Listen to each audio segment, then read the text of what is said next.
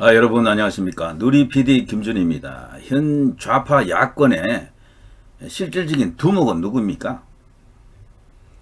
문재인입니까? 이재명입니까? 자, 뭐 설왕설래가 있습니다만 이해찬이 야권의 두목급이다, 이렇게 보는 사람들이 있습니다. 이해찬은 문재인을 호칭할 때 대통령이 되고 난 뒤에도 문실장이라고 이제 불렀다 그러죠. 너는 내 밑이야 라는 것입니다. 넌 내 밑이야. 그리고 야권에 원래부터요, 전략기획통으로 이제 이렇게 넘버원이 바로 이 이해찬입니다. 이걸로 이제 먹고 살았어요. 그러면서 국회의원 선수가 7선인가 8선인가 이랬죠. 7선인가요?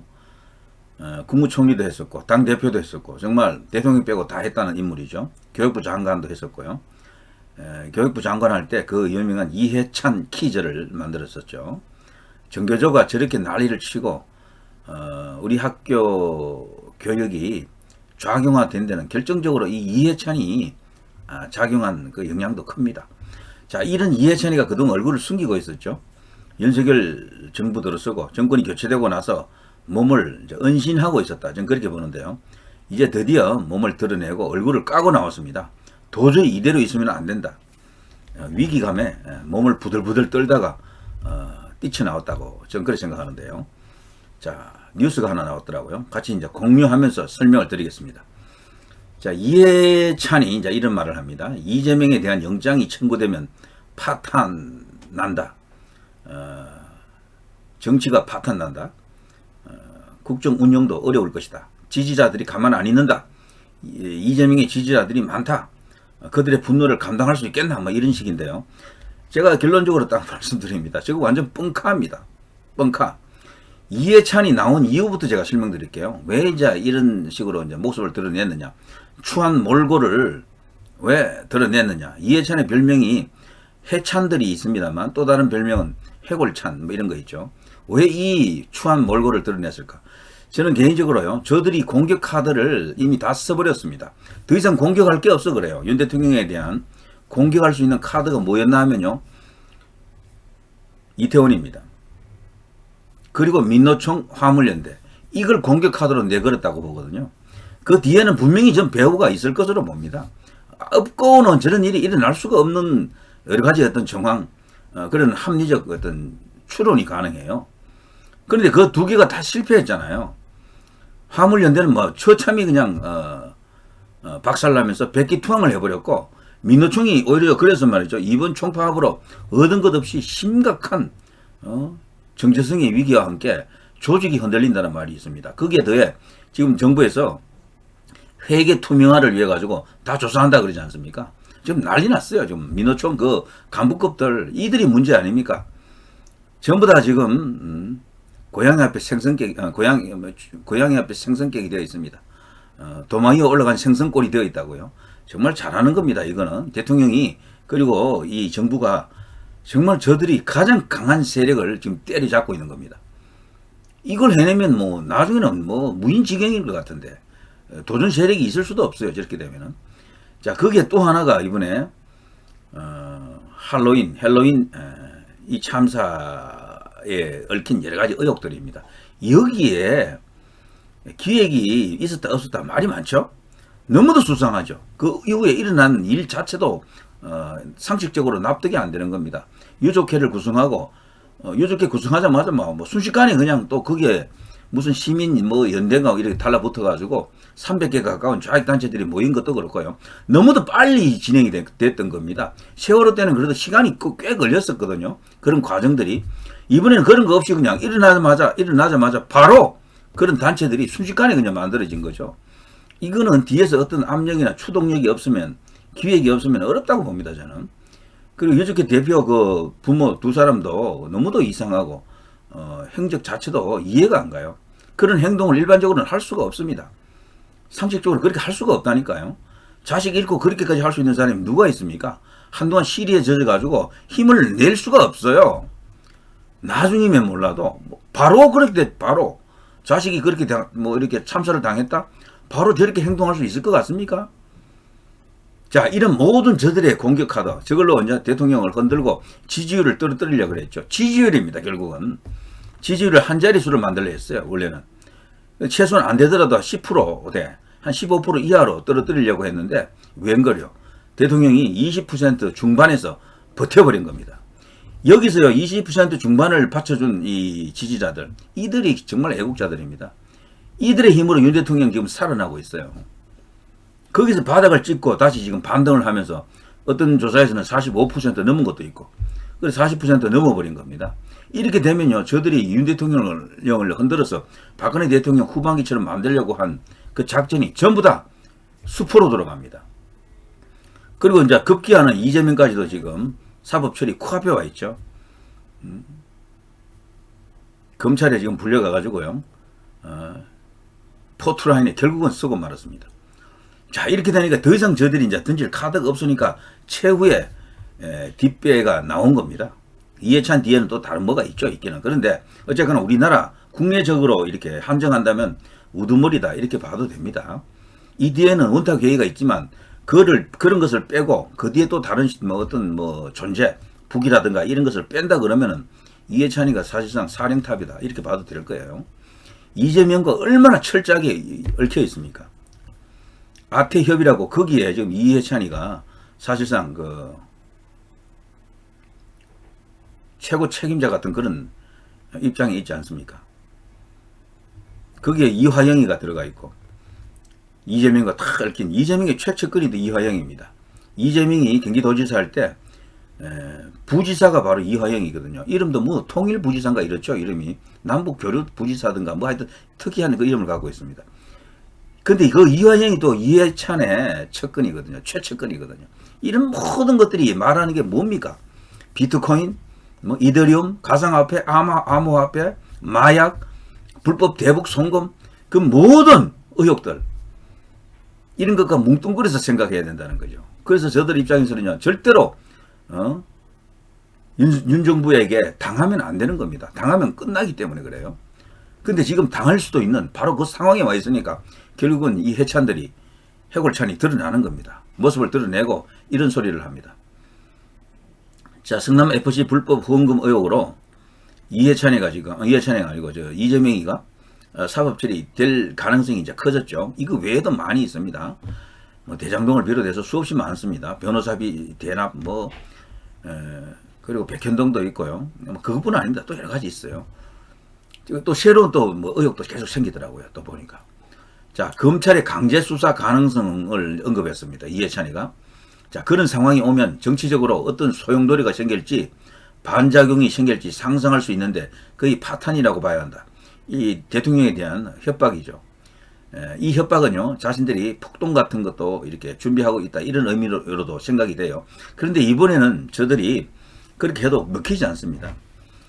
지난번 여러 가지 어떤 그 촛불 집회를 기획해가지고 한번 시도해 봤잖아요. 그때 모인 인원이 생각외로 적었고 힘이 없었어요. 그래서 지금 동력이 과거 때 그런 촛불을 다시 재현하기는 쉽지 않다. 저들도 알 것 같은데요. 그리고 지금 상대가 호락호락 당해줄 사람들이 아니에요. 윤석열 대통령, 한동훈 장관, 이상민 장관, 그리고 경찰로 이어지는 이 조직이 과거에 저들이 이제 겪어본 그 보수 정부의 그 검찰 조직이 아니라는 얘기죠. 박근혜 대통령이 사실 그렇게 된 여러 가지 원인 가운데는요, 검찰이 박근혜 대통령으로부터 등을 돌렸기 때문입니다. 김수남이 대구 출신인데도 거짓했죠. 그런데 지금은 다르다니까요. 윤석열 대통령으로부터 중앙지검장까지 이 라인이 그냥 몸이 하나입니다. 그냥. 그러니까 그걸 어떻게 쪼갤 수가 없어. 그러니까 저들 입장에서는요, 도발하면 할수록 기회가 되는 겁니다. 윤석열 대통령에게는. 그래서 한나라의 권력자는요, 경찰력, 특히나 검찰 이쪽은 확실히 이렇게 잡고 있어야 됩니다. 여기가 무너지면 다 무너져요. 그래서 검찰총장 임명할 때 가장 신경을 쓴다고 하지 않습니까? 박 대통령 참 아쉬운 게 김수남이를 잘 모르는 상태에서 임명했다고 보거든요. 그런 자가 그런 식으로 배신을 때려버리니까 그 뭐 되는 게 없는 거죠. 자, 아무튼 이 이해찬이가 이런 소리를 한다는 것은 자신이 지금 큰일 났다. 이제 이대로 가면 다 죽는다. 스스로 위기를 실토하는 것이다. 저는 그렇게 봅니다. 그래서 어떤 도발을 분명히 합니다. 어떤 공작을 벌이고 뭔가 이렇게 선동을 할 겁니다. 왜곡해서 거짓말을 해서라도 뭘 일으키려고 할 텐데 지금까지는 저들이 광우병 때도 먹혔고 세월호 때도 먹혔고 그리고 저 최순실 때는 뭐 극적으로 잘 먹혀가지고 뭐 완전 탄핵까지 성공시키고 대선까지 이제 먹었죠. 정권까지 다 가져가 버렸죠. 근데 이번에는 그게 안 되는 게요. 이미 조짐이 다 나타나 버렸어요. 저들이 도발한 건 모두가 다 깨진 거예요, 전부. 지금 다 안 되고 있어요. 관건은 앞서 제가 강조했습니다만 무조건 지지율입니다. 대통령 지지율만 어느 정도 이렇게 받쳐주면요, 모든 것을 다 깨부술 수가 있어요. 근데 대통령 지지율이 떨어지면은 그 어렵습니다. 아무리 윤석열 대통령이라도 그게 안 돼요. 희한하죠? 그래서 지지율이 1등인 겁니다. 그래서 지지율을 만들어내는 힘이 가장 강한 게 언론이니까 제도권 언론이 그래서 요즘 말발이 세고 끝발이 세진 겁니다. 그걸 이해하셔야 됩니다. 그런데 지금 여론이 지금 더불어민주당을 비롯한 저 야권 그리고 좌파에게 이게 지금 긍정적인 반응을 별로 안 하네. 이제 그래서 저들이 큰일 났다는 겁니다. 망한다는 겁니다. 이 김어준의 유튜버 방송이 있죠. 거기에 나갔다 그래요. 하필 또 다른 방송도 아니고. 이 이해찬이가 쪽팔리게 유튜브 방송에 나가가지고 그렇게 떠들었습니다. 자, 김어준이 진행하는 유튜브 방송 겸손은 힘들다 뉴스공장. 뉴스공장 이름이 겸손은 힘들다. 아, 참 웃기는 친구예요. 자, 겸손은 힘들다 뉴스공장이 나와 이재명이 다음 차기 주자로 유력하고 지지하는 사람들의 염원이 그에게 다 실려 있는데 합리적 근거를 가지고 한다면 모르지만 받아들일 수 없는 터무니없는 행위를 한다면 그 분노가 가만히 있겠나. 이런 식으로 협박을 하는 거죠. 근데 그 분노, 원래 저 좌파들이 잘하는 게 분노를 부채질하는 거죠. 분노를 키워서 그 동력으로 적을 만들어서 그 쳐부수는 그런 건데요. 근데 이미 제가 볼 때는 그 분노의 동력이 죽어버렸어요. 모여라 하면요, 순식간에 한 10만, 20만이 모여줘야 되는데 제 생각에는 10,000명, 20,000명 그 수준을 못 넘는다 확신합니다. 그래서 어렵다 저는 그렇게 봐요. 민노총이 깨지고 전장년이 무너지고 이태원이 지금 사실상 지금 안 먹힙니다. 그걸로는 안 돼요. 중립적인 인물들도 그렇지만 좌파들도 일부는 보면 그 이태원에 대해서 비난하더라고요. 너무 슬친다. 그건 말이 안 된다. 이런 식으로 보더라고요. 그래서 처음에는 강하게 나오던 그 부모 두 사람이 요즘은 또 약간 고분고분하게 나오지 않습니까? 업소하듯 하소연하듯 그런 발언도 자주 하더라고요. 그거 다 민심을 읽고 그러는 겁니다. 자신들에 대한 세태가 민심이 따뜻하지 않구나라는 것을 이제 읽었다. 저는 그렇게 봅니다. 자, 아무튼 이재명에 대한 구원, 이재명 구하기를 이제 시도하려고 하겠습니다만 이게 쉽지 않다는 걸 이해찬은 잘 알고 있을 거예요. 이재명을 출석시켜 조사한 데 대해서는 보여주기식이다.